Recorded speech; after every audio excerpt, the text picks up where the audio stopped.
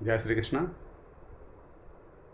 सुंदरकांड करने कराने वाले साधकों से, सज्जनों से, भक्तों से मैं यह विनम्र प्रार्थना करता हूँ कि वह ऐसा प्रयास करें और दूसरों को भी इस वीडियो के माध्यम से सबको बताएं कि भैया सुंदरकांड भगवान की अनुपम, अलौकिक और ऐसी अद्भुत कृति है, रचना है, जो भगवत प्राप्ति के लिए, भगवत भक्ति प्राप्ति के लिए, वरन इस संसार के समस्त सुख भौतिक पदार्थों को भी देने में समर्थ है।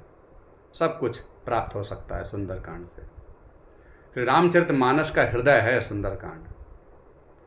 और श्री हनुमान जी की ही प्रसन्नता नहीं, बल्कि हनुमान जी भी प्रसन्न होते हैं जिन श्री सीताराम जी का नाम लेकर। उन श्री सीताराम जी भी की प्रसन्नता का मुख्य कारण है सुंदरकांड। अगर हम कहें कि सुंदरकांड के मुख्य श्रोता कौन हैं, वक्ता कौन हैं, तो मुख्य श्रोता के रूप में भक्तराज हनुमान ही नहीं, बल्कि हनुमान जी की यश गाथा श्रवण करने के मुख्य श्रोता श्री सीताराम जी ही हैं। श्री सीताराम जी को जितना हनुमान जी की यश गाथा सुनकर के प्रसन्नता होगी, उतनी साध हमें कभी भी नहीं हो सकती। आप जब सुंदरकांड पाठ करने बैठें तो उचित आसन पर पवित्र होकर, हाथ पैर धोकर, कुल्ला करके पवित्रता के साथ सुंदरकांड को आरंभ करें। कहीं पाठ हो रहा हो तो ऐसा नहीं आप जैसे गए, आप वहाँ पर हाथ पैर धोकर पवित्र होकर के फिर सुंदरकांड का पाठ करने बैठें तो अच्छा होगा। उससे आपने सम्मान दिया। हाथ धोए बिना, मुख शुद्धि किए बिना आप सुंदरकांड तो पढ़ सकते हैं, भगवान नाम तो ले सकते हैं, उसके लिए कोई नियम नहीं है। लेकिन अगर आपने ग्रंथ का स्पर्श कर रहे हैं, भगवत विग्रह का स्पर्श कर रहे हैं, आरती का स्पर्श कर रहे हैं, तो उसके लिए तो शुचिता की आवश्यकता शास्त्रों में, विधि विधान में संतों ने सब जगह बताई है। लेकिन अगर आपने बिना हाथ पैर धोए वैसे ही अगर आप उस सुंदरकांड में सम्मिलित हो गए, तो सम्मिलित होने में दोष नहीं, लेकिन पुस्तक का स्पर्श कर लिया तो दोष लग जाएगा। अगर आपने भगवान के विग्रह का अशुचिता में स्पर्श कर लिया तो आपको अपराध बन जाएगा। फिर आप सुंदरकांड के पाठ के फल के अधिकारी नहीं रहेंगे। इसलिए पवित्रता का ध्यान दें। माथे पर तिलक हो, पवित्रता के साथ आसन पर बैठें और बड़ी सहजता, सरलता, धैर्य और नम्रता से मध्यम स्वर में सुंदरकांड का पाठ करें। बड़ी त्वरिता और शीघ्रता से नहीं, होड़ लगा कर नहीं कि हमें बहुत स्पीड के साथ बहुत जल्दी पूरी करनी है। आराम से पढ़ें, समझ कर पढ़ें। समझ कर को पढ़ना ही पढ़ने का मूल कारण होना चाहिए। हमारे पठन पाठन का, स्वाध्याय का जो लक्ष्य है वो है उसके विचार करना, उसका चिंतन करना, उसको जीवन में अमल करना। केवल पढ़ना ही नहीं, श्रवण के बाद मनन और मनन के बाद निधिध्यासन होने के बाद ही वह पाठ का पूर्ण माना जाता है, या पाठ का सार माना जाता है, या पाठ का एक लक्ष्य माना जाता है कि जब हमारे वो जीवन में हम उतार लें। सुंदरकांड का पाठ लगभग 1 घंटे में मध्यम स्वर से किया जाए तो बड़ी, मैं समझता हूँ 1 घंटे से पूर्व भी हो ही जाता है। लेकिन कहने का तात्पर्य कि 1 घंटा भी हम भूखे प्यासे नहीं बैठ सकते, 1 घंटे का भी व्रत नहीं कर सकते, तो फिर 24 घंटे का व्रत कैसे करेंगे, या क्या कर रहे हैं उन व्रतों में।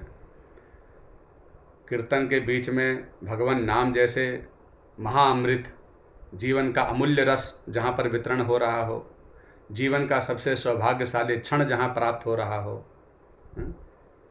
ऐसे सुंदरकांड के पाठ के बीच में अगर हमें प्यास लग गई, भूख लग गई, या हमने जो जल वितरण हो रहा पानी पी लिया, उसमें से कुछ प्रसादी ले ली, तो हमने ये सुंदरकांड के प्रति श्रद्धा व्यक्त नहीं की। क्योंकि आप सुंदरकांड पढ़ते समय ये ध्यान दीजिए कि आपके सामने भक्तराज हनुमान जी बैठे हैं, श्री सीताराम जी बैठकर कथा सुन रहे हैं आपकी, और आपने उनके बीच में ही भोग विलास पदार्थों में लग गए। वितरण करने वाले तो अपराधी हैं ही, जो संकीर्तन के बीच में और सुंदरकांड के बीच में पानी परोसना और प्रसादी परोसने का काम शुरू कर देते हैं, वो तो महाअपराधी हैं। क्योंकि आपने कीर्तन ही क्यों रखवा रहे हो? कीर्तन रखवाओ तो ये सोच के रखें कि बस संकीर्तन, उसके बाद में जलपान आदि के कार्यक्रम रखें, उसके पहले बीच में नहीं। उसमें आपने भगवान को अपमान किया। जैसे किसी गेस्ट को बुलाया जाए और उसको खिलाने से पूर्व ही हम पहले खा लें। भगवान को निवेदित किए हुए प्रसाद को ही हम पा सकते हैं। और निवेदन की जो परंपरा है वो या तो सुंदरकांड के आरंभ में थोड़ी पूजा अर्चना होती है, वहाँ पर अर्चना करके उनका आवाहन किया, फिर उनको कथा सुनाई और उसके पश्चात में फिर आरती, फिर उसके बाद भोग प्रसाद बंटता है। उसके बाद भोग प्रसाद को ही हम पा सकते हैं। लेकिन भोग प्रसाद सुंदरकांड के बीच में ही लग गया और बीच में ही आपने सबको परोस दिया, तो यह तो अपराध हो गया। तो ऐसा नहीं करना चाहिए। बीच में आप जल का त्याग, अपने इंद्रियों के भोग पदार्थों का त्याग कर लेंगे तो बहुत बड़ी बात है। ऐसा करें।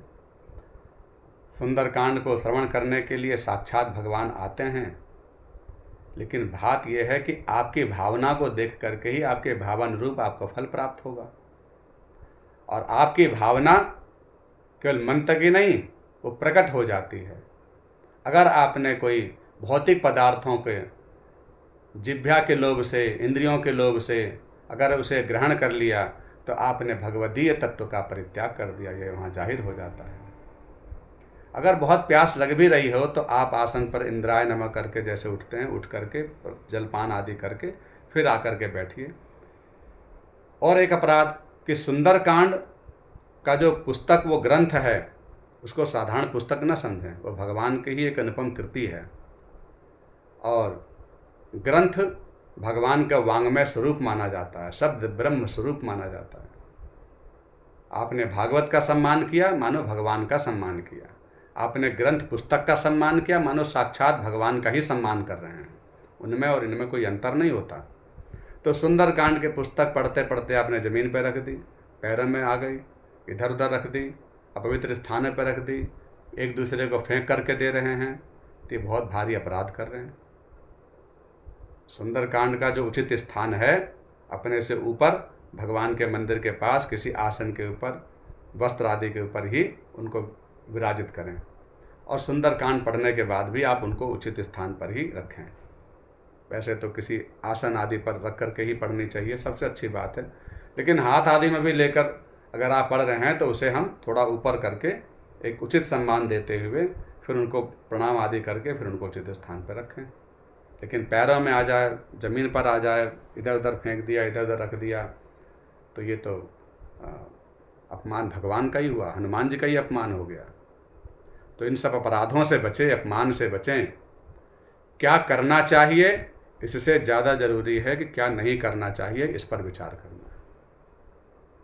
आशा है कि आप लोग इसका प्रयास करें और अपने जीवन में प्रयास करते हुए दूसरे लोगों को भी इस विधि से सुंदरकांड पढ़ने की प्रेरणा दें। जय श्री कृष्ण।